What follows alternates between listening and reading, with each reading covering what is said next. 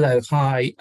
I'm David Sinclair, the Chief Executive of the International Longevity Centre, and thank you for joining us at the webinar today. Today we're going to be focusing our conversation on the question of the relationship between longevity and pandemics going forward, and I suppose I'd like to just thank our partners at ILC, but also the Institute and Faculty of Actuaries for making this event series possible today. This the second series in a series of events that we've ran with the Institute, and over the last year. The first one being on climate change, and of course there is a very real link between the two.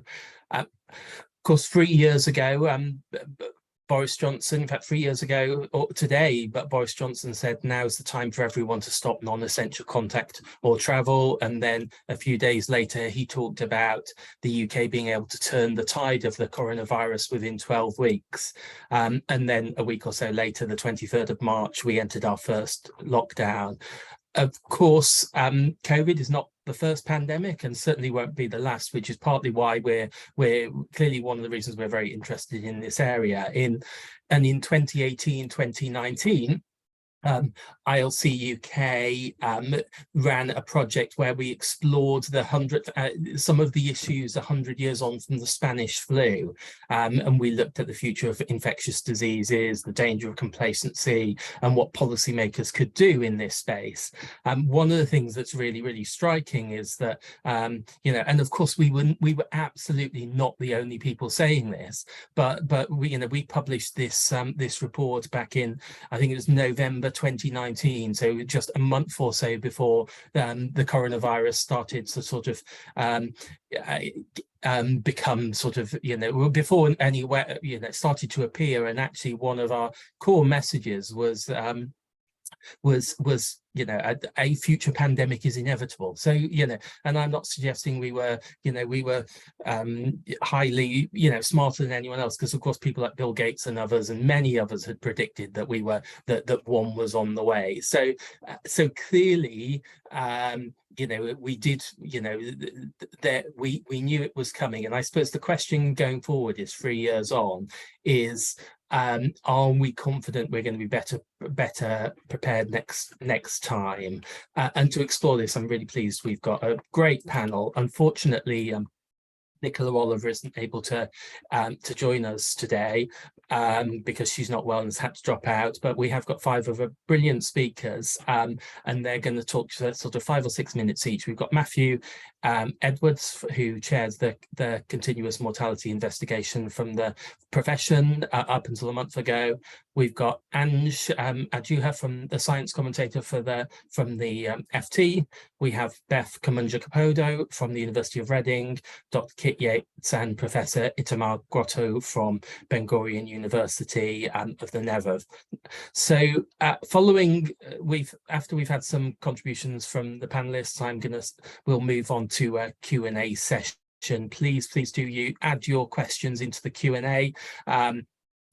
Anything that comes up during the day, whether they're focused on the individual, a specific question to an individual or a broader point.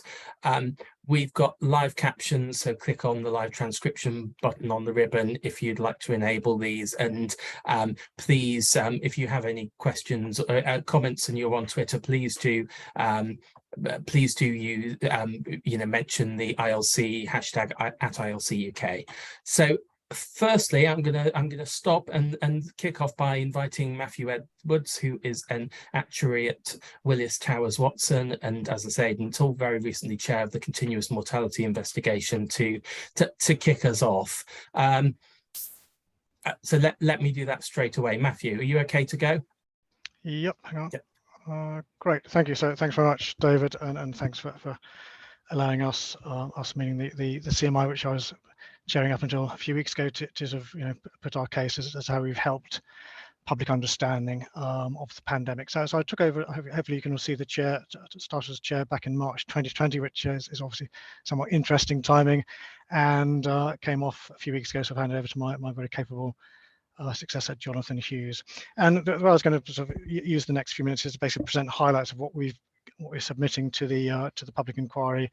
I did check the public inquiry website this morning. I don't think the slides have yet gone up, but they will be there. So this is just presenting a few highlights of what we've done there.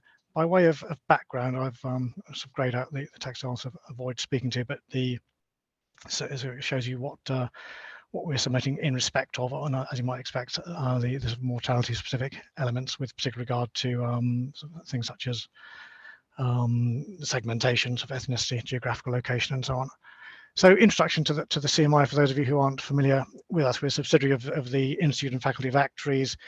We're sort of effectively a volunteer organisation, but it's sort of somewhat different from the other volunteer parts of the IFoA, in that we actually request sort of non-trivial amounts of fees from subscribers, to whom we're very grateful, and with the non-trivial amount of fees, we do actually lots of good work. But that means that we do have to operate to a very tight remit. So that remit is described there below, which means we're very much in the area of a sort of, if you like, analytic, objective investigation, as opposed to too much sort of conjectural, sort of future-pointing investigation. Hopefully, that gives you a bit of background if you weren't familiar with us.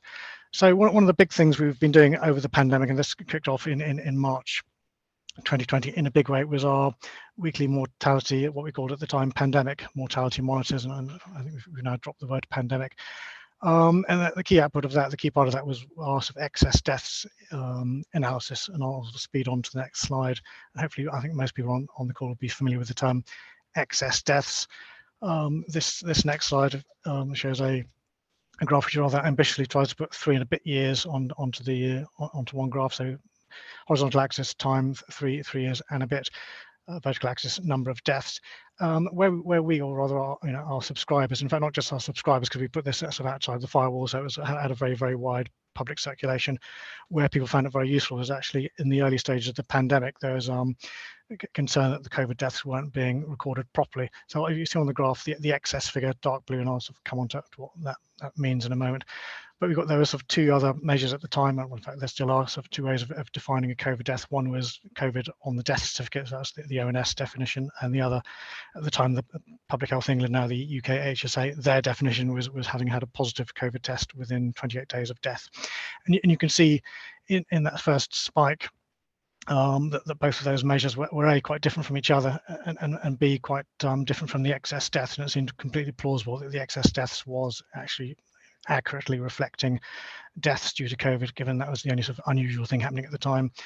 So I think people found it very useful at the time. You can see later on blue and yellow converge, which is a good thing, and there's some reasonable convergence early on with the excess deaths figure. What then became interesting for the excess deaths figure was, as you will realise, it doesn't just measure COVID deaths; it's actually measuring all the sort of other deaths sort of post the initial waves. And you can see 2020, 2021, that difference isn't particularly interesting, but 2022, and especially the last half of 2022, although the scale here stops you seeing it particularly well, but late 2022, early 2023, there's increasing excess deaths, which clearly aren't related to direct COVID-19 mortality. So there's been a huge amount of interest into sort of disaggregating that, working out what's going on, and some of that sort of high level of excess deaths has actually been coming down recently, which is good, but there's still a lot of perplexity as to the precise disaggregation of that. The interesting thing of all this, and there are plenty of different measures around of excess deaths, excess mortality, is how you actually define it. So the way we've been doing it, which we sort of think is the most sensible way. Back in 2020, it seemed extremely sensible of just using 2019 as our base.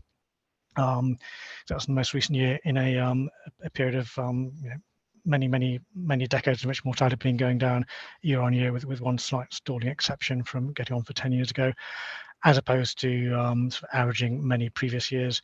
And the other sort of thing which is key to us was standardizing for age and sex. So the age and sex moved on, obviously, from 2019 to 2020. It keeps on moving. So we've been standardizing or re-standardizing year after year after that, and measuring deaths against that sort of adjusted for age and sex profile using the 2019 rates. And the 2019 rates now feel a bit historical, but I've been thinking about it, and it did seem still the most sensible way to be approaching that. So that's a quick view of what we've been doing on excess deaths, and all that has been sort of outside the firewall in the public domain, as have all of our different blogs, which we've been doing more and more of from a CMI perspective, explaining a lot of our work in general, but also this one in particular, as you can see with the link at the bottom. We don't often do, and this is my last slide, David, you'll be glad to know, or the last slide I want to talk to, many more in the submission. Also doing lots of other different sort of aspects of the investigation. You can see some of the key figures there, just looking at mortality as a whole over the last few years. Considering how 2020 compared with previous years, the worst rise in death rates since World War II.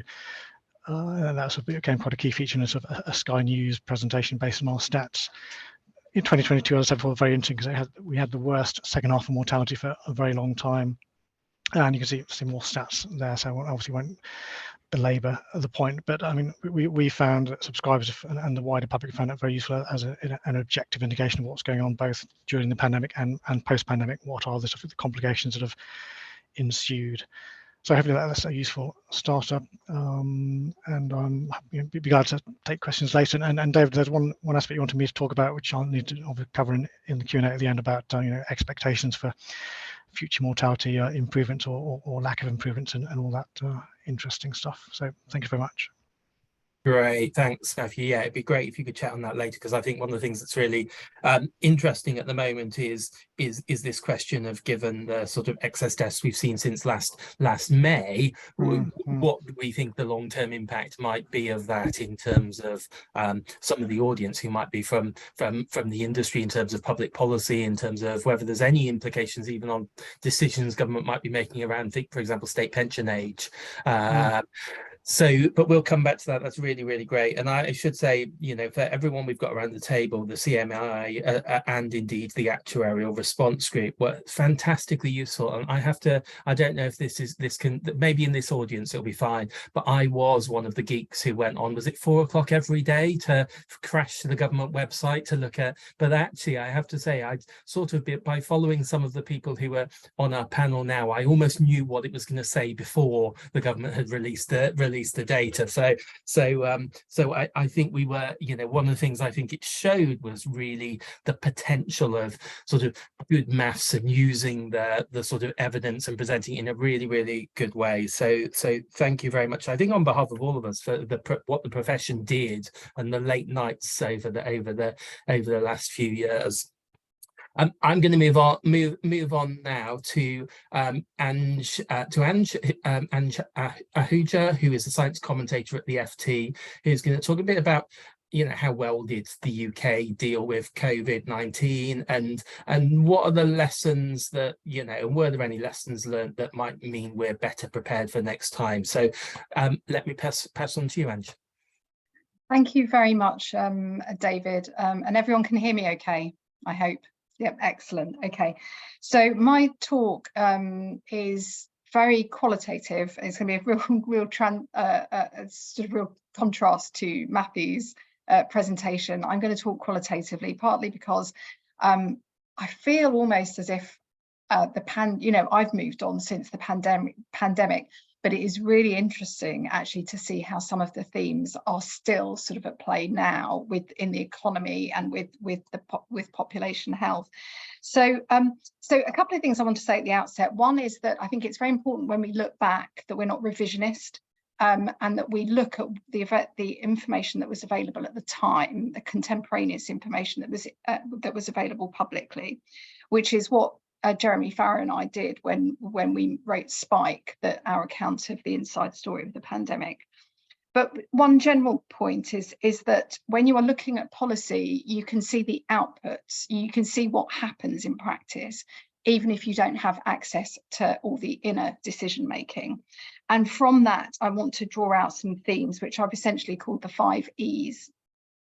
So the first thing I think it says in terms of the policy making is that we didn't quite have the expertise that we needed in the civil service particularly, but also actually among ministers and politicians, and we can see that in the WhatsApp messages that have come out.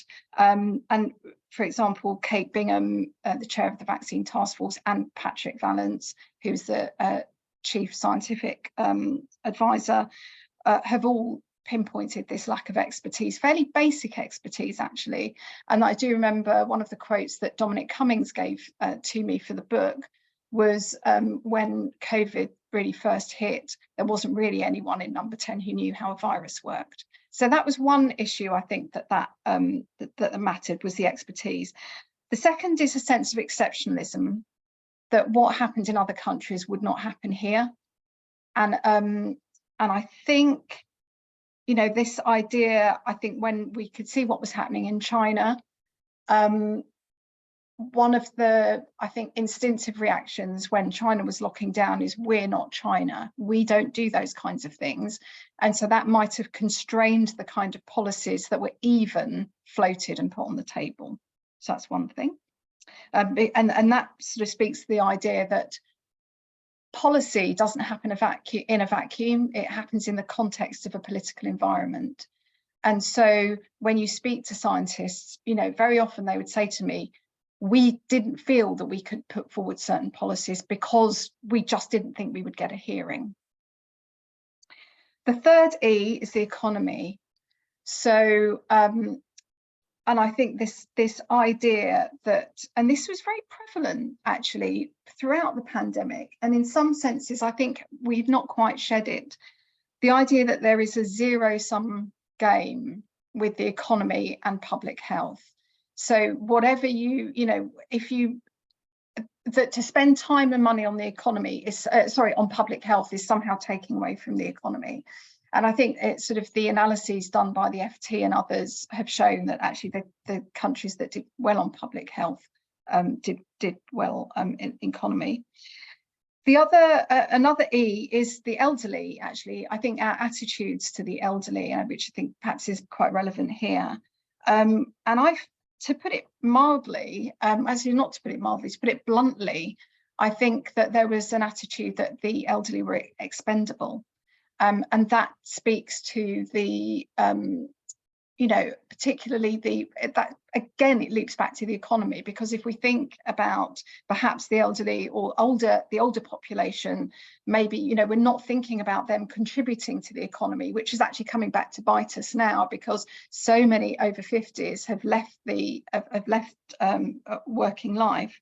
But I think that sort of attitude to the elderly came out, and maybe it's because I'm also of an Indian heritage, and I could see what Asian countries were doing, that we had a slightly different attitude to, for example, care homes. The idea that we could discharge people into care homes sort of spoke to me that we weren't caring about as many people as the elderly as much as we could have done. And do remember that by February 2020, particularly with stats coming out from the Diamond Princess, we knew that the elderly were, or older people were, more at risk. You know, age was the prime risk factor. The fourth E, I think, was equity. You know, inequitable sort of treatment of the population. So one example is we ended up with the exposed poor and the shielded rich, but we also ended up with the exposed young and the shielded old. You know, if they could shield. And let's remember that people in front-facing occupations, public occupations, so teaching, public transport, retail, those kinds of professions didn't have much choice about whether they worked or not, because they were, you know, sort of a critical services. So those are the five: expertise, exceptionalism, the economy, our attitudes to the elderly, and the sort of sense of equity. I think it's no coincidence that we are a very sort of unequal society. I think if you think about what happened with ethnic minorities as well, ethnic minority communities fared very badly. Our life expectancy is relatively low compared to, or has taken a hit compared to other sort of similar nations. And I think all of these, you know, those policies actually from the pandemic are now coming back to bite. So if we look at the number of, you know, the millions who are economically inactive that the Chancellor wants to bring back into the workforce, I think about a third of those have long-term health issues. So I think one of the things it says to me is that investing in public health at all stages of life is a good thing and pays dividends in the end. But I do want to say that one notable exception was the vaccine task force. That was that worked very well, and that was delegated to people who knew what they were doing, both in terms of Kate Bingham's task force, but also the JCVI in making a very clear decision about who would get vaccinated when. And in terms of the second bit of what you asked me to talk to you about the lessons learned, very quickly, I think that's going to come out in the COVID inquiry. It's coming out a little bit in the WhatsApp messages from Matt Hancock. And I think I think probably the biggest message for me is that, you know, if we talk about will we survive, you know, some of us will die, some of us will survive. It's the question of how we're going to thrive in a future age of pandemics. And I think from a policy point of view, I'm really interested in this. Thank you. Great, thank you very much. It's really, really great. And I think the thrive point is really important, as indeed is the point around the sort of the conflict or not between investment in public health and return on investment and economic return. So some of the work ILC has been doing over the last few years on prevention has shown that essentially if we keep people in good health, and I'm summarizing some quite technical work, but if we keep people in good health and invest in prevention, people spend more, they volunteer more, they care more, and they work more. We've got really solid evidence now. We've actually got very specific evidence, even correlated, that, you know, uptake of flu vaccine relates to increased economic and market and non-market contributions. A really, really strong impact. And of course, one of the things we haven't explored that clearly was another impact, economic impact of COVID, which came out in the budget yesterday, was of course the dropout, not just in the UK, but across lots of economies in number of over 50s at work. And clearly this has got central bankers panicking across the whole world, and there is a long-term impact of COVID there that we still are struggling around about how to adapt to. And then I think the other point about sort of ethnic minority groups extraordinarily important, and indeed vulnerability for those of you amateur geeks like me who was sort of looking at Google Trends. The searches for the word vulnerable shot up in sort of March, April 2020, and it's exposed this conversation about what people perceived vulnerability was that was actually quite useful, I think. And we just did a piece of work looking at uptake across the world, uptake of pneumococcal vaccine amongst people in sort of excluded groups, including traveller communities across the whole world. And what's really striking is still post-pandemic uptake is much lower, and it's harder to reach certain groups. So I think there's still stuff to be done around those groups who aren't benefiting from some of the preventative measures that we're bringing, that public policy and science has. So thank you so much. It's really, really good. I'm going to now pass over to Beth Kamunja-Kapodo, who is Deputy Director of Law at the University of Reading, who's going to talk about some of the ethical and equality issues that emerge from COVID, whether they be around lockdown, whether they be around, you know, actually how could we improve the measures that were intended to save lives, so that impacts are fairer and we don't see the same inequalities that certainly there was a perception of during the pandemic. So Beth, let me pass to you. Thank you very much, David, and thank you to the other speakers. I've really enjoyed your contribution so far. Can I also just check that everybody can hear me okay? Thank you so much. Yeah. So I am an academic, so of course I will be pedantic. And the prompt that we were asked to consider is, will we survive or thrive next time? And will we die, survive, or thrive next time? And of course, for me, that gets me thinking about, well, who is the we that we are talking about? Many of you will remember that during the first COVID-19 lockdown, as David was saying, almost 3 years ago today, there were discussions about COVID being the great leveler. The rhetoric from everyone from celebrities to politicians was, we were all in it together. It is now trite evidence that of course we weren't, and there are frequent reminders that even though COVID was affecting a great deal of people, it was still doing so along an even racialized, gendered, classed, amongst other lines. We all know this by now, that within 6 months of COVID-19, Black and other ethnic minority groups were twice as likely to be affected with COVID. So the paradigms of justice that I engage with would persuade me that longevity is socially constructed. So even when we're thinking of a question of would we die or survive or thrive next time, this is a socially constructed question. For example, Foucault in his work, Society Must Be Defended, talks about how inequalities such as, for example, racism, are not only about the sanctioned killing, but also about letting some die by increasing the risk of death. Here we see the concept of slow death. And so the idea that it's not just about like explicitly going out and prematurely killing people, but even just allowing those who are seen as having lives that are not as worth the lives of others being allowed to die. And so Foucault expounds on strategies, including controlling environments and people to allow for those whose lives are constructed as being more worthy to live more healthy and vigorous lives. Iris Marion Young will also tell us that marginalization plays a part in the structural conditions that spatialize poor health.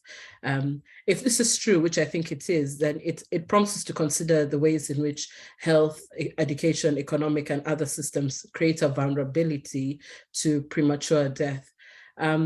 COVID obviously showed us that health outcomes were not simply just about people's individual choices, or indeed about access to healthcare. For example, in the UK, we do all have access to a free NHS, one would think, and yet still some people are more likely to die than others. We all know, for example, from the Marmot reports that the UK entered the COVID-19 pandemic with a stalled and declining life expectancy and the impacts of austerity and all that happened.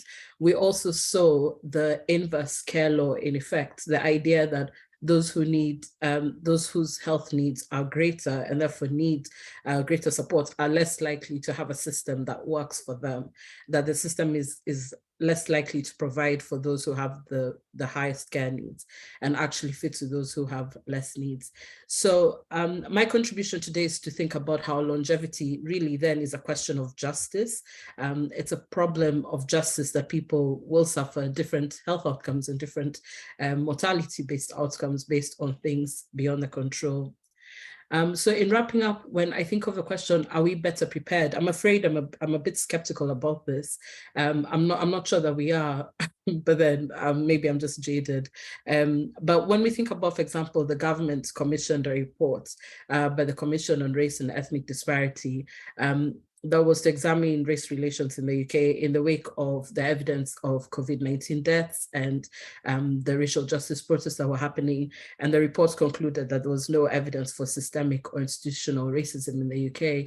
That does kind of then make us wonder then on what basis would we be able to think about health inequalities and prepare for racialized health inequalities in future. But I'm also anxious about the lack of intersectional approaches. There still seems to be a lot of silos when thinking about health inequalities.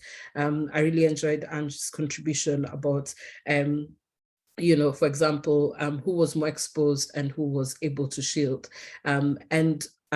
Previously, I've talked about why is it that certain people end up in jobs where they're more likely to be exposed. That doesn't just happen. When we look at the housing crisis, which has happened post-COVID, with a lot of people being priced out of even renting, what does that mean for the next time we have a pandemic? What does it also mean that we over-rely on medically oriented individual advice to address public health challenges? And so there's more I could say here, but just to ensure that there's enough time for everybody to speak. I'm not sure that we are better prepared. I think if anything, I think we've just kind of buried our heads in the sand. And yeah, we'll just have to see what happens. Thank you. Thank you so much. And I think the sort of the justice and indeed the and inequalities as well as angle is extraordinarily important, as indeed is this question of the intersectionality of the relationship between, you know, sort of ethnicity and indeed gender, age, poverty, extraordinarily important. And we do quite a lot of work with Michael Marmer, and it's a striking sort of across the board the impact of some of the inequalities that he has highlighted. So we will definitely come back to your question, because I think it's a core one around the sort of the preparedness. And I suppose it'd be interesting to prompt our panelists to think about, so for example, at the global level, there is a plan for a WHO instrument on pandemic preparedness. It'd be really interesting to get your take on what should be in it, and if you know what, and actually whether you think it would make any difference. But I'll come back to that in a moment. Let me pass us on to Dr. Kit Yates, who is co-centre of the department for for the Department of Mathematical Biology at Bath University, who's going to talk a bit about some of the particular issues faced by the most vulnerable. One of the things that was really striking, of course, if you compare the first pandemic, the 1918 pandemic, was a lot of the people who were very seriously, and this may have been an interesting question for Beth as well around the ethics. One of the groups who were most heavily affected were middle-aged people who were previously healthy, as opposed to older people, men returning from war potentially. So lots of reasons why. But it's striking that sort of and an interesting thought experiment around sort of, if it was a different group of people who were vulnerable, would we have seen different public policy measures? If essentially it was younger people rather than older people, would we have said to 20-year-olds that they needed to shield at home? Is a really interesting question for public policy. Let me pass to Kit. Thanks, David. Yeah, a really fascinating set of contributions so far. Again, just speaking to what Beth was saying.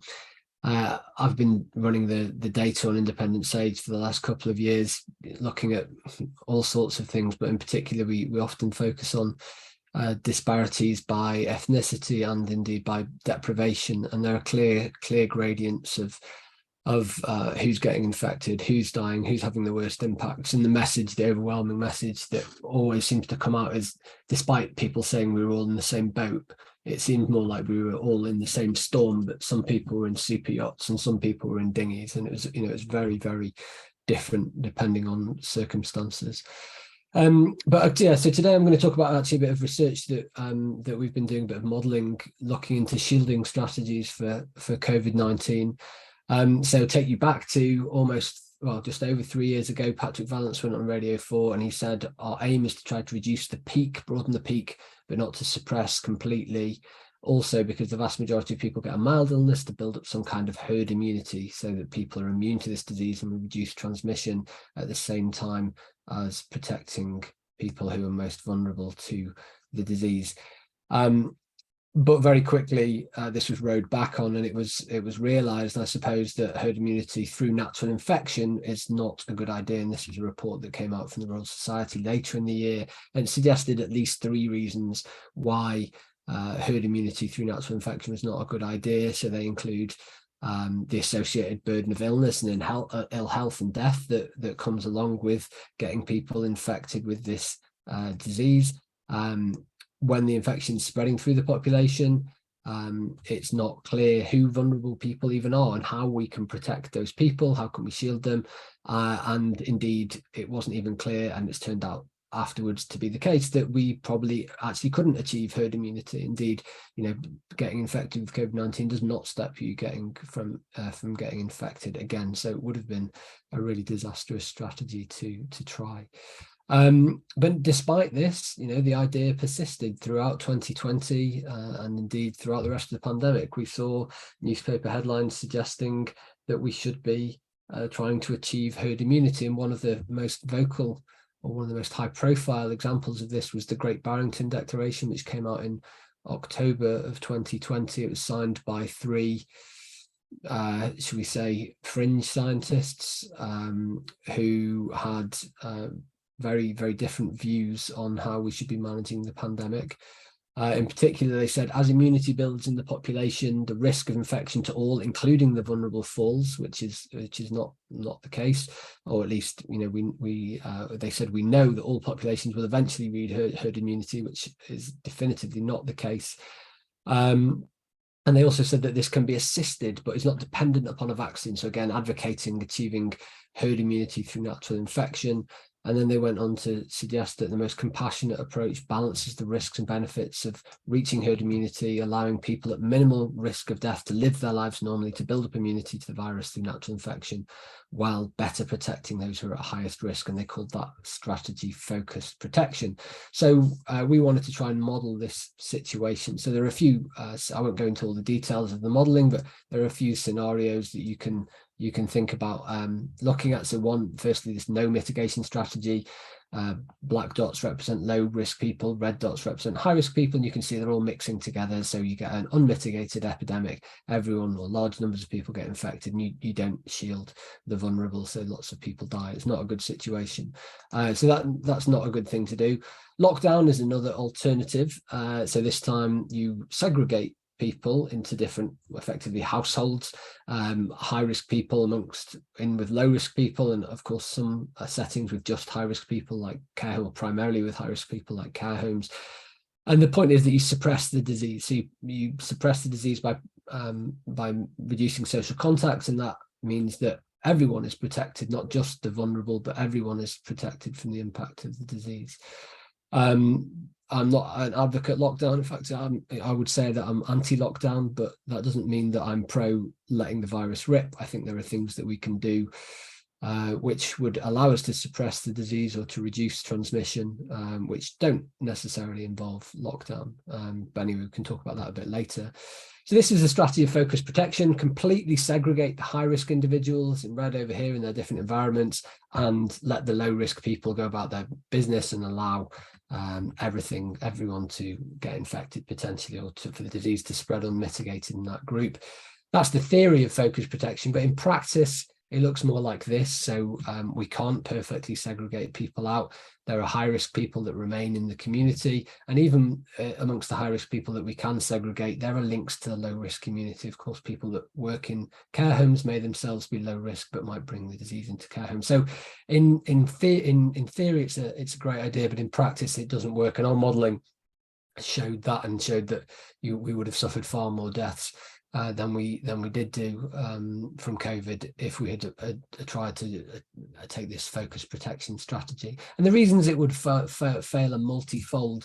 Here are just three of them. So one of them is multi-risk households, where we have people with low risk in with people with high risk, so in particular multi-generational households where you have elderly people living with younger people. If those people are going out and getting infected, then they will inevitably bring that back into the household with them and infect the people who are at high risk in the household. For example, with care settings, who works in care settings? Well, it might well be low risk people who we're saying can go out and get the disease, and then they may bring it into care homes. They might work in multiple different care homes and spread the disease between them. So that's another reason. And people who have misdiagnosed or undiagnosed risk, people who we think might be low risk, but actually turn out to be high risk when they end up getting the infection. So that's another group of people that we just can't protect through this sort of strategy. So there are a number of reasons why shielding strategies don't work. We included just these ones in green in our modelling. So the fact that we can't effectively shield individuals perfectly, an uneven distribution of immunity, even after the wave has spread over the lower risk people, then the higher risk people still remain at risk. The fact that people voluntarily change their behaviour, so you maybe don't reach the herd immunity threshold when everyone is allowed to get infected. The potential to overwhelm healthcare capacity, even in the case where we're just letting low risk people get infected, we could still overwhelm healthcare capacity. And of course, as we saw in September 2020, allowing disease transmission unmitigated increases the potential for mutation and leads to new variants. So we saw the alpha variant came here in the UK at a time when there was no or very few mitigations on transmission. and that had, that made everything a lot worse. It spread around the world, it spread faster, and was more deadly than the original variant. But of course, there are all these other factors: the inability to identify people who are at high risk, unnecessary mortality and morbidity, things like long COVID, which doesn't really get talked about very much, but is a huge issue for huge numbers of people. And going back to Angie's point, it impacts on the economy if you don't protect people's health. And the fact that we didn't know if there was going to be a long-term durable immune response, and indeed, there isn't any guarantee that you will not get infected if you've already been infected. And so in terms of what we can do in the future, well, these are some of the strategies that we should be thinking about and which we should have really got on top of, and we didn't. So things like testing, contact tracing, supporting people to isolate so they don't have to make difficult decisions about whether they go out to work and infect their colleagues or whether they put food on the table. Improving ventilation has been shown time and time again to have net overall economic benefit. Things like social distancing, mask wearing, and of course vaccination if we can achieve that. So I'll stop there, but I think those are some of the things that we could be doing differently next time. Brilliant. Thanks so much. I think we'll come back onto all those. Being an international organisation as well, clearly we're really interested in things like what happened in Japan and Australia, and why, and some of the cultural questions as to why things changed, even down to prior to COVID. Of course, Japan was very much a place where you would see masks on the street, and it's really interesting as to why and what whether that played part of the had a bit of an impact in terms of sort of the attitude in Japan to and what happened ultimately.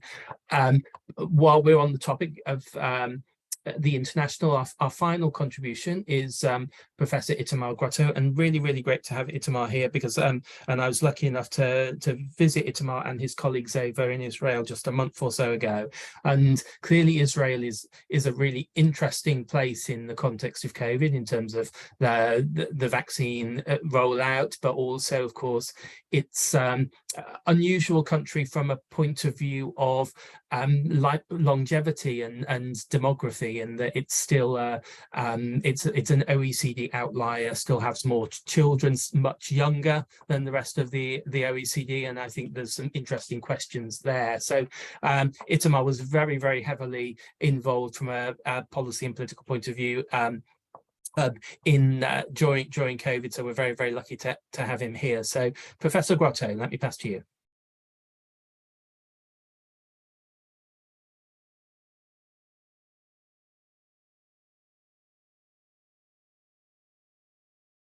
You're on mute.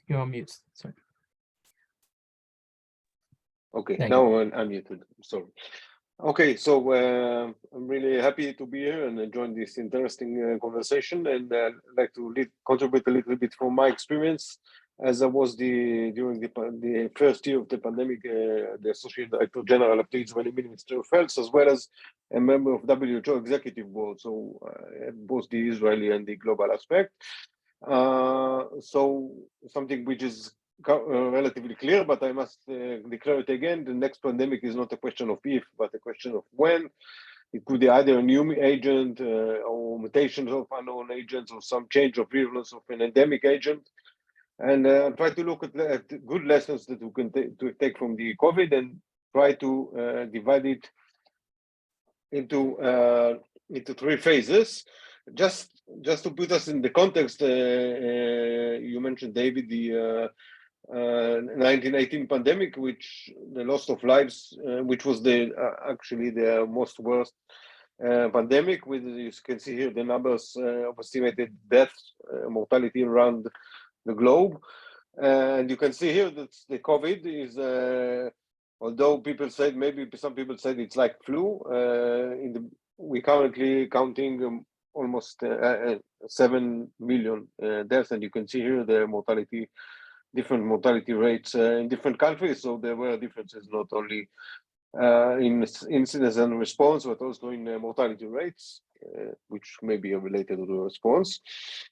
In Israel, I must notice the timeline. You can see here the different waves. Just I wanted to focus on this slide on the fact that still the COVID is active in Israel, you see it became kind of an endemic, and this is cases in hospital because we cannot count cases as we did in the beginning, because most of the people are not being tested. So we're looking, this is hospitalized patients, and you can see here the different waves. And in the next slide, you will see also mortality by vaccination status. And this is very important. You see the much higher rate of mortality among those over 60.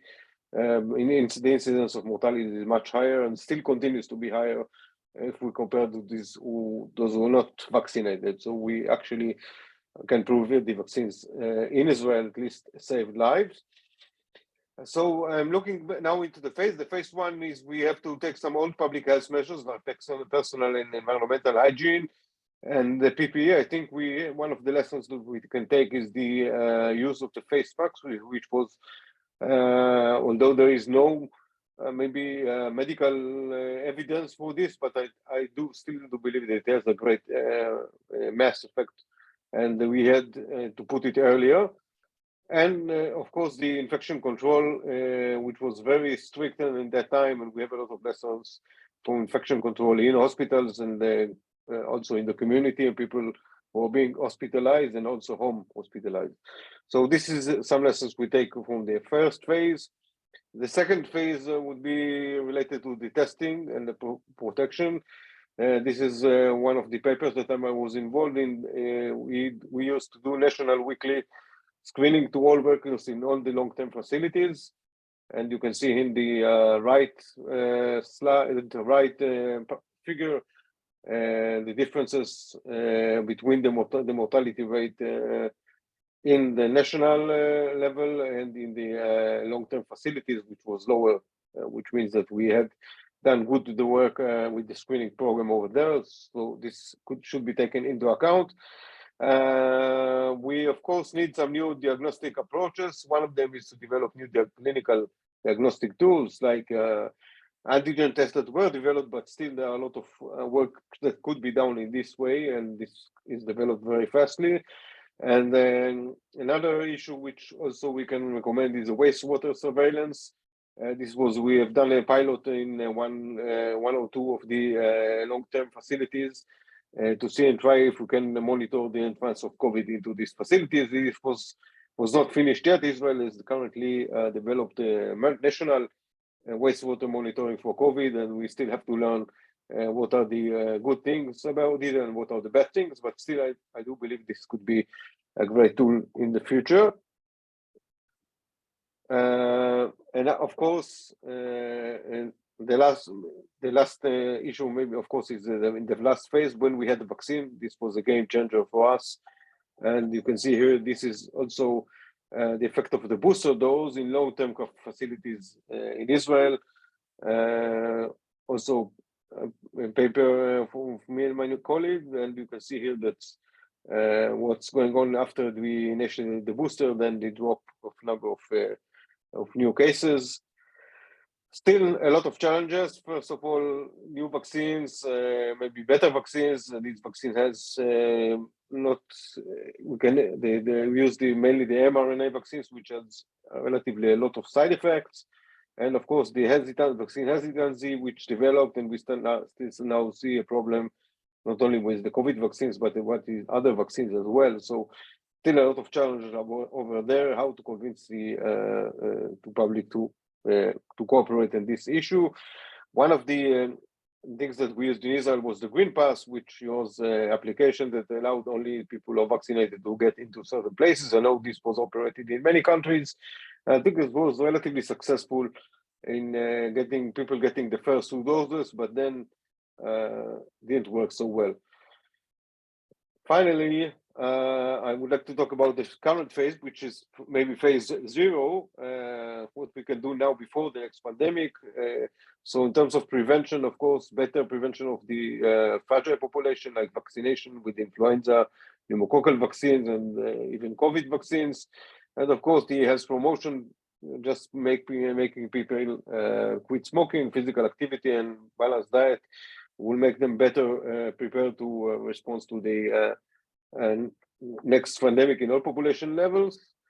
And in terms of technology preparedness, we can look for new testing methods. I mentioned a few, and also new and maybe better vaccines, and planning and training. And I think one of the two things that we can take from Israel is the rapid reorganization of the health system, which was necessary for the response. And the other one is the home care. Most of the patients, of course, were treated at home with the HMO responsibility for them. And I think it's of course, some of the burdens of the hospitals were down because of the successful home care. So we should also look for more solutions in this arena. Thank you very much. Great, thank you very much. I think one of the things I was also struck by the recent visit to Israel was both the use of data and the potential use of health data to influence public policy going forward. And Israel clearly has huge amounts of data that is potentially very, very useful in that space. I'm conscious Ange only with us with sort of 10 minutes or so. So I wonder if I could sort of just kick off some questions with you, Ange, and sort of, you talked about issues like the expertise within the Department of Health and things like that. But what else do you think we as society or we as government need to do to be better prepared for next time? And whether that be in the UK or through organisations like the WHO? Well, what's really interesting is that when I interviewed Maria van Kerkhove at the WHO for Spike, the book, and she was saying quite clearly that there was a plan that the WHO had given, a plan of action for countries to use, but not every country chose to use it. And I think that was the source of some frustration at the WHO, because we did have, there was a great disparity in how countries were responding, particularly in the early stages when we didn't have a lot of information. And maybe that, maybe I would have liked to have seen a slightly more precautionary approach at that point. But it's very clear that, for example, I do remember that coronavirus action plan that was released in March, and also the Prime Minister, Boris Johnson, at the Times address to the nation, where he says, not all of our loved ones are going to make it, or certain words to that effect. We're going to lose some of our loved ones before our time, which I frankly thought was defeatist. And maybe spoke to this idea that maybe we didn't have the wherewithal, the expertise, the knowledge to actually construct a plan around which the country could unify. There are a couple of things that came up in other speakers' presentations that I wanted to pick up on. But one of these, the other E I could have added to the 5 that I had, was estrangement. I couldn't think of another word that, it's really, I'm talking about divisions. We've just come, we've got a government that is, or rather we have a country that was quite divided by Brexit. And in terms of political messaging, division works, when you pitch people against each other. And I felt there was a little bit of that in the pandemic. There was a little bit of pitching, of kind of pitting people against each other. Oh, you want a lot, it's like the libertarians versus the lockdowners, as something that Kit spoke about. Now, I don't think, even if you're a libertarian, I don't think you want the older people in your life to die. And I think if you're advocating shielding at home or being, maybe curtailing people's liberties, I don't think people sort of opt for those policies unless, you're an extremist. So I think there was a lot of mischaracterization on both sides, which didn't help people come together. And I think it was that unity that was perhaps missing in the UK. But directly, I wanted to come back to Beth's really important point about sometimes you don't have to actively kill people in order to have for there to be policies that actually don't work in people's best interests. And I think one of the things that's very perhaps the UK has sort of excelled at really is ramming home this idea, which I'm not necessarily sure is justified, that health is a totally individual matter. They are decisions that are borne by the individual and only they have responsibility for them. That takes away the fact that some people are constrained in the decisions that they can make. in order to protect their own health. If you have to get on the tube to do your job, then you have to get on the tube, you will be exposed. The other thing about that Kit mentioned was about, he put up the slide about the Great Barrington Declaration. In terms of policy, I think what's really interesting about that is which scientists get a hearing, which ones get access to decision makers. And I think that is something I hope will come out in the inquiry.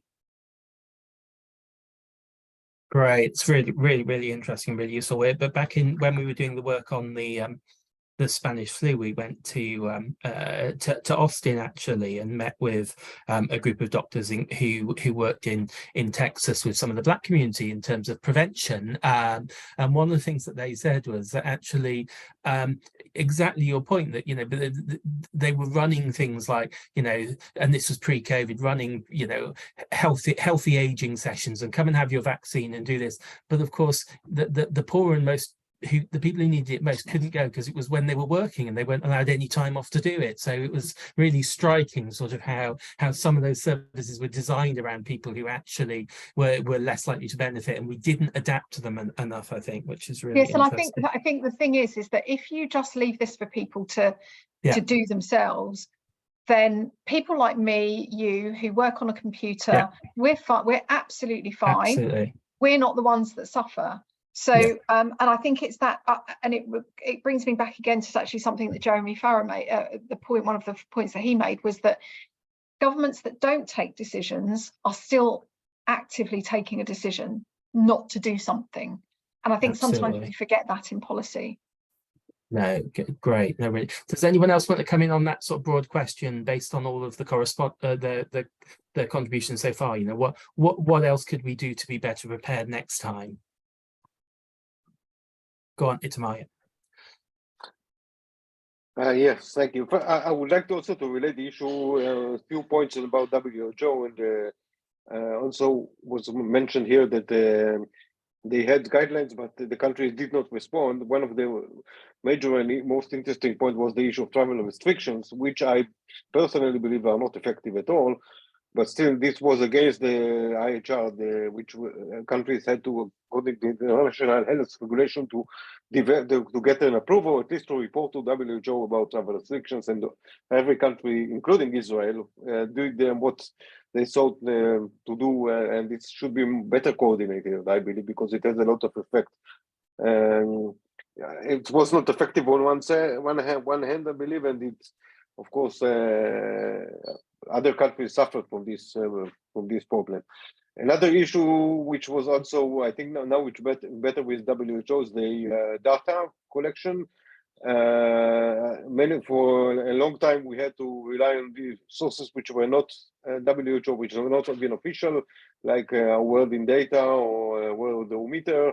This is what we did in Israel, I believe in many other countries as well. So it took some time until WHO could supply a good report, and this should be better, good surveillance system. And last but not least is the issue of the expert or the expertise.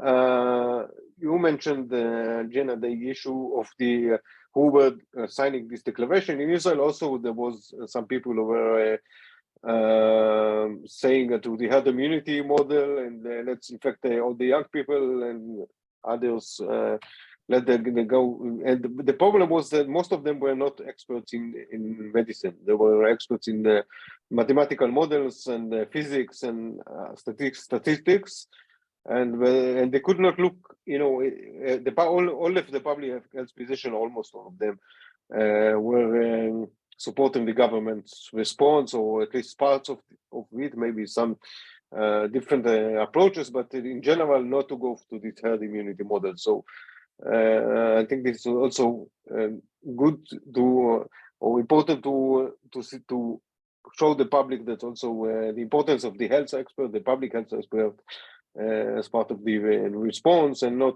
to everyone who calls himself a professor of physics, but he doesn't understand anything in medicine. Great, thanks, Itamar. I suppose just building on a bit of that, does anyone, I don't know if Kit wants to come back on sort of, you know, what we can do around the sort of the bad science comms, and maybe Ange as well, where we've still got, you know, how do we overcome that in the context of sort of a world of social media? Yeah, I'll just push back slightly against Itamar's point about mathematical modelers and their opinions. I think the one of the only ways to understand counterfactuals rather than letting them play out is to do mathematical modeling, and you can disagree with the assumptions which go into mathematical models, and that's fine, and you don't have to then take the results of those mathematical models as gospel. If you disagree with the assumptions, that's fine. But I think the majority of mathematical modeling at the time, including Imperial College's report 9, which came out exactly 3 years ago today, was saying if you let things carry on as they are, you're going to see 250,000 people dying. If you don't, if things carried on as they were before you took the first steps, you'll see 500,000 people dying. That's in the UK. They did similar models for the US. So I think those models were very much arguing against the herd immunity strategy. And again, our modelling that's been looking at focus protection shielding strategies again says, or at least the results given the assumptions that we made, said this is not practically realisable, and you'll see terrible consequences from pursuing that. So I mean, maybe you may well be right. There's often tech bros, for example, who haven't really considered things and are just arguing based on ideology, but I think people who've put things into mathematical models, and if they get the assumptions right, then the conclusions are very much not pursuing a herd immunity policy. That said, I think you're absolutely right to say that there's a hugely important role for public health scientists, and I think they were not consulted sufficiently perhaps early on. In terms of how we communicate our scientific evidence, I think Angie's point about who gets access to politicians is really interesting. Back in October of 2020, government were really considering doing a circuit breaker lockdown. In fact, in September of 2020, they're considering doing a circuit breaker lockdown, which was recommended by SAGE to get control of transmission. But then there's a very famous Times article called 48 Hours in September, where the two, at least one of the authors of the Great Barrington Declaration and a couple of other relatively fringe scientists were invited to speak to Downing Street, and they gave evidence that the government wanted to hear, which was that you don't need to lock down, you can just protect the vulnerable. And so they didn't lock down, although they also didn't do very much more to protect the vulnerable. So they had privileged access, and they didn't really represent what I think was the mainstream scientific consensus. How we combat that, I think, is partly something we've been doing in Independent SAGE, is just putting your information and your evidence out there, being transparent, radical transparency, being open, making sure that the minutes of SAGE are there, published in a timely manner so that everyone can see them and see when the government is diverging from scientific advice. Just openness, I think, is key, and social media is part of that. Anyway, Ange, I'll let you take over because I know you've got to go. Yeah, no, just very quickly, and we should have a shout out to people like Matthew, who the data coming out in the UK was brilliant. That's the amazing thing. So where is it in the pipeline that things go a bit wrong? It's obviously where you get the data, who's interpreting. It's not enough to just say, well, this is the data. Then you have to make a sort of workable policy on the back of it. And I think it does really strike me that one of the things that perhaps happened was confirmation bias. You listen to the scientists that confirm your worldview, essentially. But science knows about that, and we know about that, and there are people who know that in policy. So perhaps it's this idea that we need to develop a framework in science and sort of public health policy where people feel free to say the unsayable, where you have to, right? I'm thinking again back to when you talked about paper 9, report 9 from Imperial, about 500,000 people potentially dying from COVID. And actually I remember the input of one scientist, Steve Riley, who kind of took a look at it and said, he'd done his own modelling and thinking, well, can this really happen? And I think when you're in that world of policy and politics, it's that you know, sometimes people are afraid to put things forward because it's so out of kilter with what they know the worldview of ministers is. And I think it's that it's trying to sort of develop a policy framework that makes better decisions and takes account of those weaknesses. But I did want to shout out about that and equity. I think, again, it's about going back to the guiding principles. What are the principles that we want to have in the next pandemic? We know we've got to think about equality better. We've got to think about looking after the vulnerable better. The other thing that I didn't like was what came out was this sort of the narrative about underlying conditions, as if those people were somehow worth less in our society. So I'm just going to leave it there, really, because I do have to rush, but it's been such a great sort of seminar, and thank you so much for inviting me to talk. I've really enjoyed hearing everyone's perspectives. Thank you so much for joining us. We're really, really grateful. And buy the book, everyone. Buy the book. Thank you. Thanks very much. Beth, I'm going to go to Beth and then to Matthew on some of the sort of modelling and mortality questions. Beth, any reflections so far or thoughts? I mean, I think my first reflection is that if we want to be better prepared, the government would need to be building trust. But it just seems like the last few months, it's just been doing anything but. Trust was a huge issue that came up during the pandemic, right? Like people feeling like, can we trust what you're saying, or can we trust the data that's coming out? Initially, there seemed to be a sense of solidarity and people wanting to do as they were told. But I guess as it wore on, then there were questions as to trustworthiness. And yeah, sadly, it seems as though the various leaks and so on that have happened just kind of, or even just say the government now, various people within or who used to be in the government have started going back on what was a rule and what was a suggestion and what was, just those sort of questions.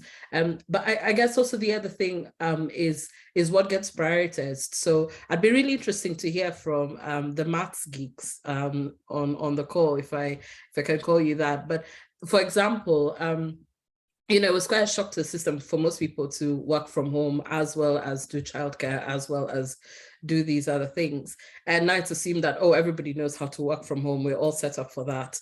I disagree, but, and yes, the government has said that now they'll provide better childcare for children less than 5, but it seems to be some complicated sort of notion. But I'm interested in, do those sort of things get modeled for, or is it just more specifically the biological, how will the virus affect people? Do things like children's poor mental health, do those sorts of things get modeled for? Do career advancements along gendered lines? I'd be really interested to hear, like, how do those decisions get made, and if certain things aren't modeled for, why is that? Great. Kit or Matthew, do you want to come in on that? Matthew, go on. Yeah. So I was just finding my unmute button. So yeah, on the context of that last point about modelling, it's very interesting, and it leads into a wider point I wanted to address. I mean, as me and Kit obviously very, very reliant for our jobs and job satisfaction on modelling and helping people understand the world better through what we think are sort of useful models. But the interesting point you raised, Beth, about some of these aspects, I can't remember the exact one, is it children's mental health, has that been modelled and so on.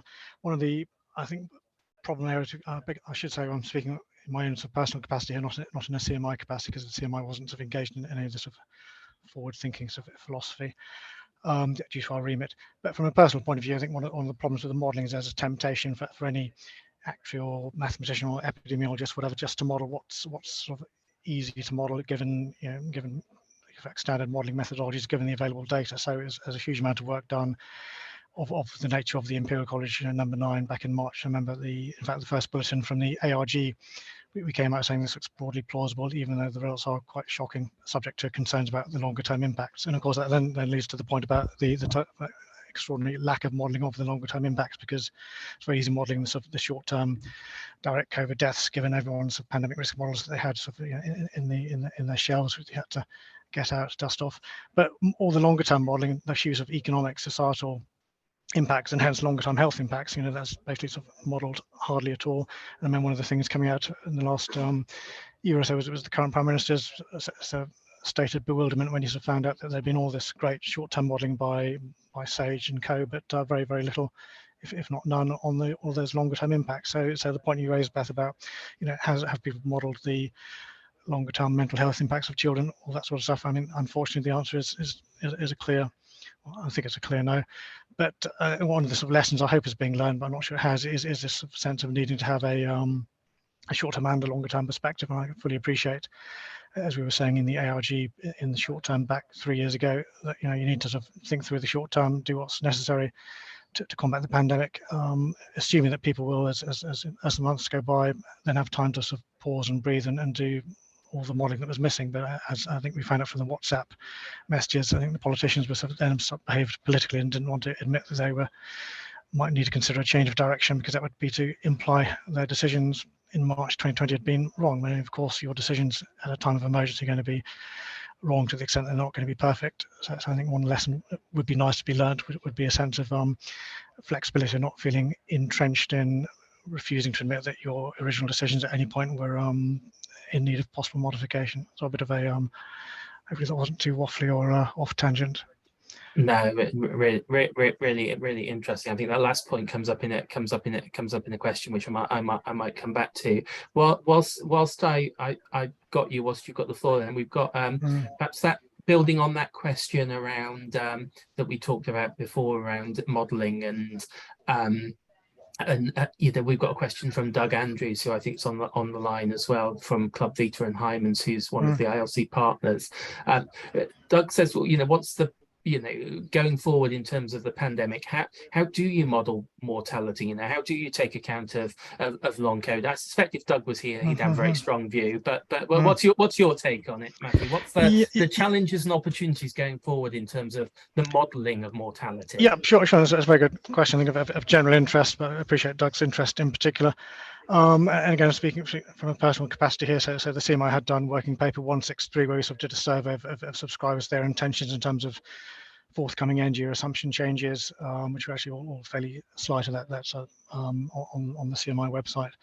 But from a personal perspective, I think that a lot of people have been thinking through this. You can sort of disaggregate mortality changes, or the impacts of COVID into many different aspects, many of which are actually relatively facile, well, not trivial to model, but certainly modelable, not too complicated way. So there's if like the forward displacement impact of you know the disproportionately unhealthy nature of the COVID deaths, which is just a sort of a fact without wanting to be in any way political there. So if you remove the COVID deaths from the population, the remaining population is in the shorter term slightly healthier. So there's, if you like, that's the one, if you like, positive mortality impact of the pandemic, although that's a rather sort of perverse one. But that effect is you know, is a short-term effect, and also is very much concentrated just in the senior ages where there were the bulk of COVID deaths. In the working age range, there's obviously relatively few COVID deaths, hence the forward displacement index is very, very slight. All the other impacts, so you've got the sort of the misdiagnoses, and obviously cancer has been the classic example there, but we've seen from the increased cause of death data over the last 6 months, a lot of the extra deaths sort of disaggregating by cause have been on the myocardial side. So a lot of the misdiagnosis isn't just cancer, it's a whole host of conditions in conjunction with the sort of the lockdown dividends of obesity and increased alcohol abuse and so on. And then you've got long COVID as well. And there's a reasonable amount of evidence that even if you don't have official long COVID, sort of capital L, capital C, there's some sort of deleterious myocardial impacts of having had COVID. There's a whole host of problems on top of the pressures on the health service due to the economy obviously having been somewhat squeezed to the tune of a few $100 billion over the last few years. So each of those is individually modelable. Obviously, there's some sort of with a degree of confidence, some with less confidence. I think one of the problems actuaries have, whether it's in life insurance or pensions, is how you then join the different bits together. I take an example of endemic COVID. So everyone's been thinking through what's going to be the long-term future of endemic COVID, and as a rule of thumb, our own work and a lot of the people we've spoken to are saying, oh, well, endemic COVID is probably going to be along the lines of having another normal seasonal flu on top of the current seasonal flu. So in the UK terms, an extra of 30,000 deaths a year from that. So that's, if you like, a flat mortality adjustment. But on the other hand, it feels subjective, and actuaries like to pretend all their mortality work is objective. So that it's something which should be on your base mortality, but your tendency to want to put it into a future as an improvement variation, or likewise your allowance for long COVID, which again is very, to my, given our work, looks very slight. But again, it's sort of thing you'd want to be adding to base mortality. But a lot of these things, I think people are sort of allowing for, if they were to allow for, would want to allow for in the future improvement assumptions, where there's a tendency to sort of hide or to put, so hide is a bit disparaging, your various aspects of subjectivity. So there's a problem therefore with the shape of your mortality assumptions if you're putting base mortality adjustments where they in the improvement area. But also there's a problem of the whole sort of nature of your stakeholders, whether it's internal within a life insurer or your external auditors or your pension fund trustees or whatever. And there's a huge resistance to change, especially if the changes to reduce your mortality improvement assumptions.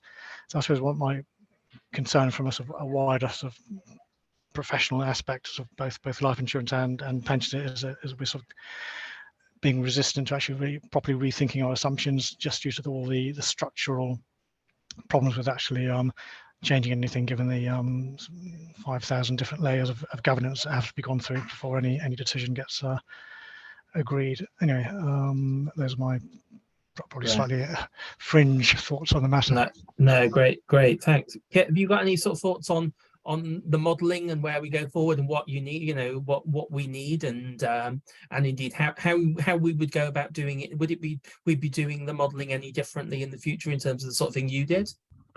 I think, just going back to Beth's sort of original point, what was modelled was very much what was at the behest of the government. So SAGE and SPIAM, the modelling subcommittee that's fed into SAGE, were asked to model fairly specific scenarios. They were not given free rein over what they modelled, which I think is not generally a good thing.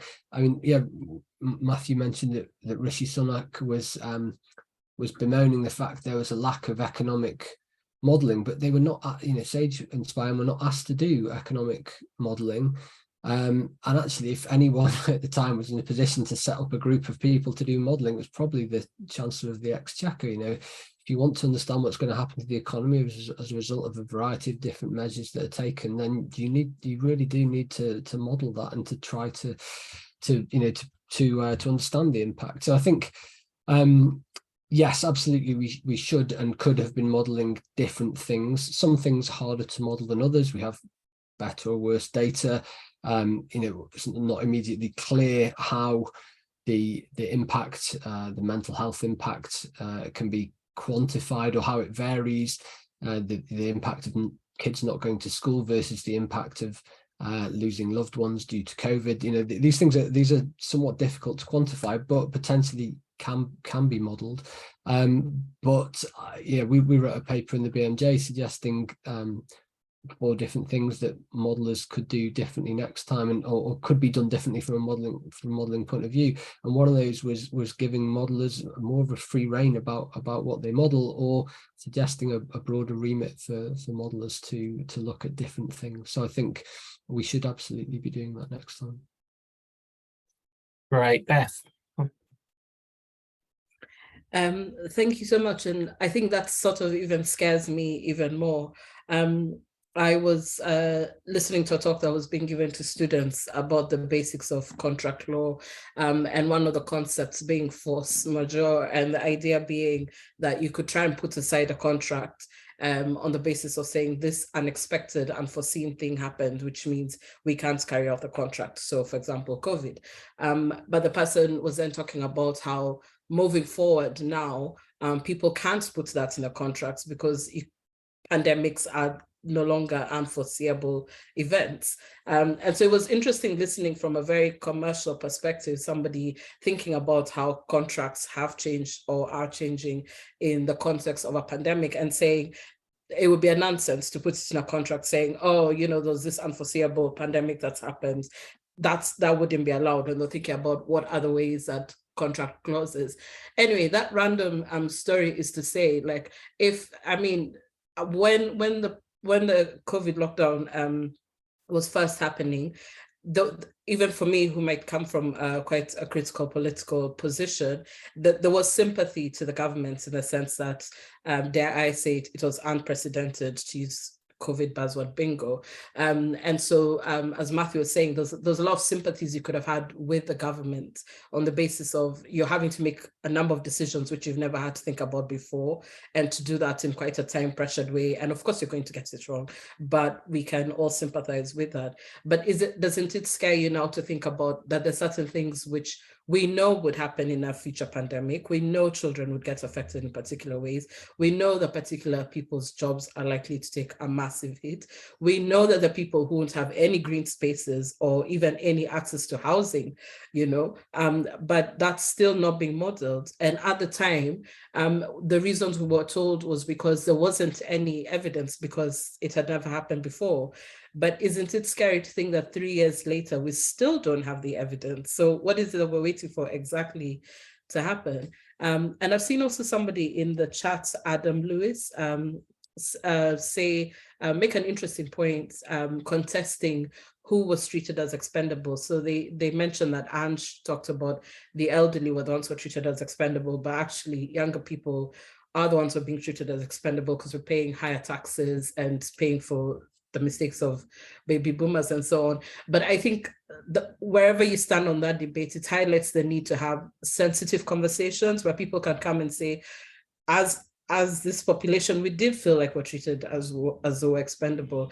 But unfortunately, this country, it's impossible to have conversations. I think Andrew was saying how being divisive is itself a strategy that prevents, you know, like it works politically. And so that's something to think about, where if we're not even able to have conversations where we can disagree well, and where we can agree or disagree based on evidence, including quantitative evidence, speaking as a qualitative researcher myself, then I don't know. I don't know what hope we have for the next pandemic. Great, thanks, Beth. Really, really good. We've not got very long left, so I'm going to perhaps go back to the panel for sort of one more round of any sort of further thoughts or reflections on the debate. So starting perhaps with Itamar, any thoughts, observations, anything you'd like to say? Yeah, I was thinking about the issue of maybe fix something I said about the mathematical modeling, which I do really believe in them. I mean that sometimes people, and we also use them. In Israel, some people try to make some modeling to estimate the other effects, like on for example, on children education, but they came with number which were very you know, they were very much affected by the idea that they wanted to open all the schools. So this was so I do believe we can do better modeling on these issues as well, as this could be developed, and not to be such pessimistic as Beth about this issue. And I think we can try and to include also the other aspects, how to put them into more let's say quantitative way into our model, not only the health aspect. Great, thanks, Itamar. Kit, do you want to come in, Dr. Yates? Yeah, I share some of Beth's pessimism, unfortunately, in that it's not clear that we have learned the lessons about tackling structural inequality, for example, about improving healthcare capacity, about improving sick pay. And one of the things that could be done, should be being done, from my view, if we're really committed to keeping kids in school next time, which I think we should be, because I think that's has had a really big impact, is things like ventilation and air filtration. These are proven things which reduce transmission, and they're shown to have an overall benefit to the economy by reducing the amount of sickness that's going on in the economy. It's sort of a bit like Ange was saying, it's not a zero-sum game. It's an uninvasive mitigation that we could put in place. It's a lesson that we should have learned from the pandemic, but we are not doing it. And it reeks of short-termism for me. Obviously, there's an upfront cost you have to pay to retrofit places with ventilation, and you don't see the benefit immediately. You see it almost less tangibly through less people missing work and so on. But yeah, I do share that. I mean, of course, we will have learned some lessons, but I think the sort of things that I've highlighted, structural inequality, healthcare capacity, sick pay, and ventilation is just a sort of very stark example, are areas where we clearly have shown no signs of learning, and that worries me a little bit, because I think there is this idea that, well, we've just had a pandemic, so we're not going to have another one for a while, and that's not how these events tend to work. They're independent of each other. So you're seeing at the moment high levels of bird flu occasionally jumping to humans, bird flu in mammals. I'm not saying the next pandemic will be bird flu, but it's on the horizon, the threat, especially as humans and animals are living in closer contact with each other more and more, partly as a result of climate change.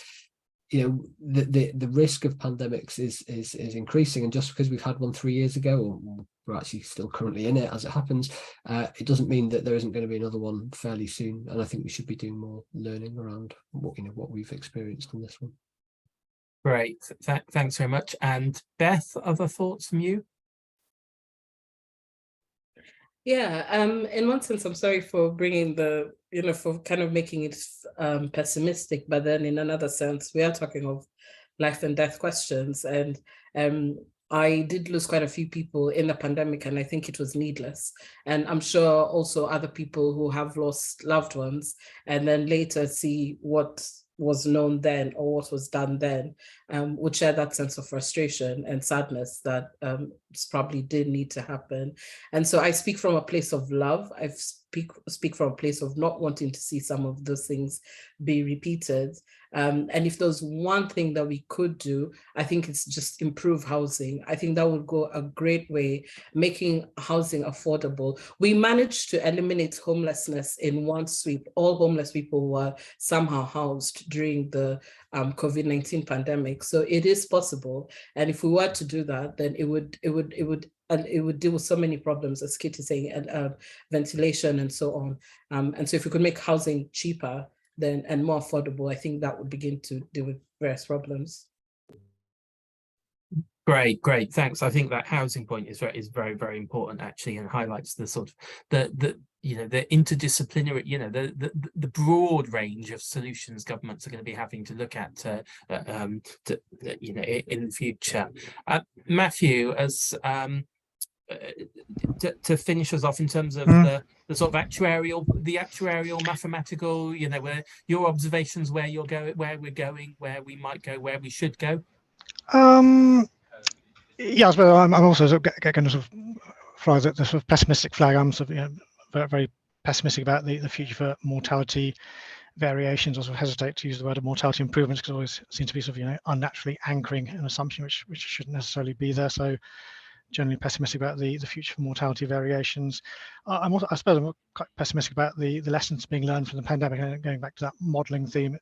As an actuary, a very, very great believer in models where they have a place where they're well done. My big sort of, I suppose, learning from the last year or two, sort of reading what there is to be read, and so on the pandemic's government response, was this sort of sense of politicians don't want to be wrong. You can sort of play the card. I was following the science, whatever that means, by following the result of a particular model. That particular model may well be fine, but the concern then is that you're excluding from the decision-making process things which can't be modelled, which is there's a whole host of things which are vital to us to think about 3 years ago and still are now, which just haven't been thought about enough in the sort of balance, in the balanced decision-making that should have existed, that wasn't, due to this sort of preference for things which are easily quantifiable, which if you're an actuary is good, but in the real world there's so many things which we can't model and we shouldn't ignore just because they can't be easily modelled.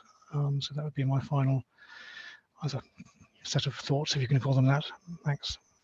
Great, thank you very much. And let me, finish to try and be a bit more positive in that, clearly one of the really interesting, despite the fear around sort of the anti-vaccination sort of movement, we did in lots of countries get 90+% of people buying into getting a vaccine. And I think it's extraordinarily important to reflect on that. Actually, there were lots of stories about how terrible it was going to be, and in the end people went and did it. And there's, I think there is something about that. We ran a Facebook campaign to try and engage actually people in marginalized communities. It was a piece of research where we wanted to look at whether or not you could use younger people to engage older people and vice versa in messages.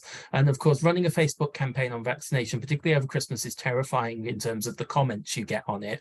But actually, one of the things that was really striking is the minute anyone put a negative comment, someone else said, that's wrong, you're wrong. And actually what it did is bumped up the visibility. So we had 1 million people engaging with our ads because a tiny number of people said stuff that was clearly nonsense, which meant that lots of people argued with them that got it much more visibility. And I think we need to think about actually that, and clearly where the UK has been pretty good historically is in actually sort of some of the comms we've done in this space. So that there's a good news story. ILC will be going to we're going to the WHO General Assembly in May, but also to the G7 in Japan and the G20 in India. So clearly want to be taking some of these messages away. And one of the big ones for us is how can we convince governments across the world to invest, like Canada does, 6% of its health budgets in prevention. And I think it's part of the solution, as indeed is issues like making sure we have the right sort of housing and addressing the social determinants of health, as highlighted by Michael Marmot. Thanks again to the profession. Thanks to Matthew, Ange, Beth, Kit, Itamar and Nicola. We are doing another event with the actuarial profession in the summer, where we're going to be looking at the sustainability of pension systems, which will be extraordinarily relevant, as it's probably about the time that government is due in May to, of course, by May, to have reported on state pension age and where it goes with that. So will be an extraordinarily timely session. We found ourselves as becoming a bit of an expert around vaccination in Japan. So we're doing a webinar in Japan with some Japanese colleagues on the 28th of March to look at routine vaccination. And we're also doing a piece of work which we'll be publishing on the need for age diversity in clinical trials. And clearly one of the challenges we have in this space is that in terms of, and it was the case even with some of the COVID trials, that actually the number of older people within the trials relatively small in some of them, and actually that made it very difficult to come to some conclusions. And so I think it's really important that so there's a piece of a session there we'd encourage you to come to. We have our Future of Aging conference as always on the 7th of December this year, and of course we are heading towards the long run up towards a general election. So themes that have come out today around sort of what is what does the future of longevity look like will be extraordinarily important, and hopefully we can engage policymakers and politicians in that. So a final thank you to IFoA and our speakers, and I look forward to seeing you at our future sessions. So thank you, everyone. Thank you. Thank you. Bye. Thanks. Thank you. Thank you very much. Thanks, Kit. Thanks, Matthew. Thanks, Itamar. See you soon. Thank you. Bye-bye.